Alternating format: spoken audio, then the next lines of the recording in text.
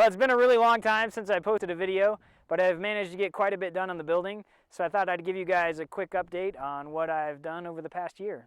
The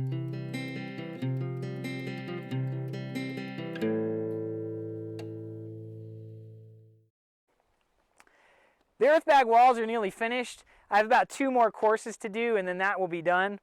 The earthen plaster, the cob plaster, is pretty much right where I left it in the fall. I've had the building covered in these tarps since then to protect the bags from UV exposure and to keep the cob plaster from washing off. Here in a couple weeks I'm going to have some friends over and we're going to finish the cob plaster, and then we're going to put a finish coat on top of that, and then the exterior will be pretty much finished. Most of the work that I've gotten done since the last video has been on the roof, electrical, and the interior, so let's go and check that out.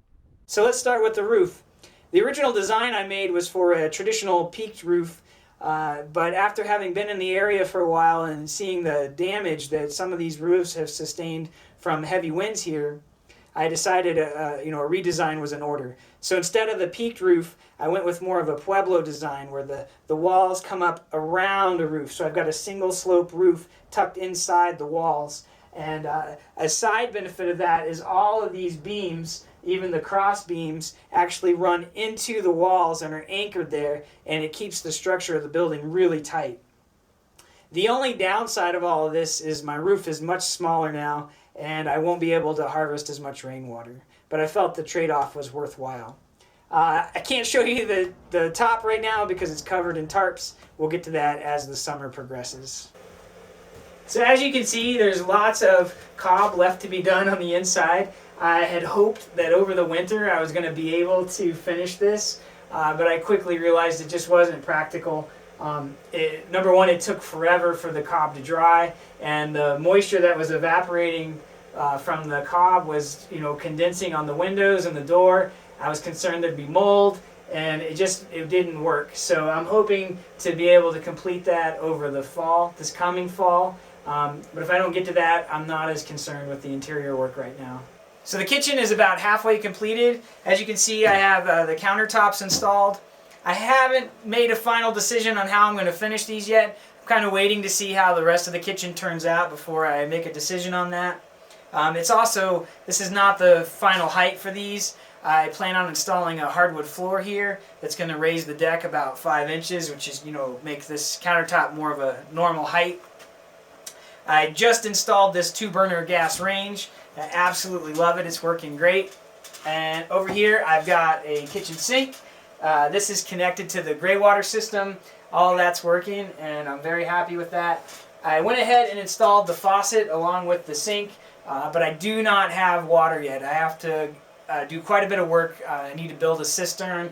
All of that is probably a year or more out before I have running water coming out of this thing. But all in all, it's a bare bones setup, but it's working really well for me, and I'm just going to go with it for now until probably next winter when I can't be outside anymore.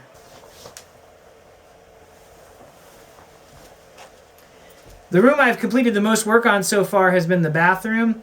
Unfortunately, it's really hard to film in here because it's such a tight space at about 15 square feet, so we're just going to have to live with this terrible camera angle. The first thing I want to show you is the folding doors that I got from Habitat for Humanity Restore in Flagstaff, Arizona.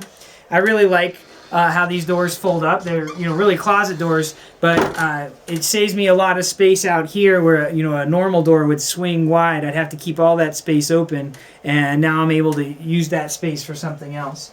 I got this tiny sink from eBay.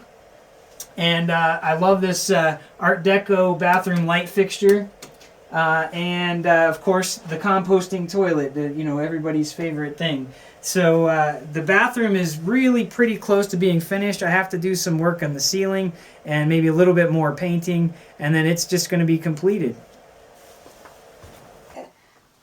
Lastly, there's the computer workstation and the electrical system. You might remember this computer desk from a previous episode where I mounted it into the wall so that it could be wide open underneath. And just like the kitchen counters, this isn't the final height of the desk. I'm going to put in an earthen floor in this room so that that'll lift me up by about 5 inches, so this desk will be about waist height. Now inside the desk, is a space for my solar battery bank. So I have 5 10 amp hour scooter batteries in here, controlled by this charge controller. And then mounted underneath is a 120 volt AC inverter, just in case I need regular household power. And this solar setup runs all these lights. It runs my computer, it runs these speakers, and I can charge all my devices. And the total price tag on that was under $350. And then I was even able to claim a portion of that on my state taxes. So it's really surprising what you can do with the simple solar setup. Well, thanks for watching, and I'll do my best to get another video posted in a few weeks. Catch you next time.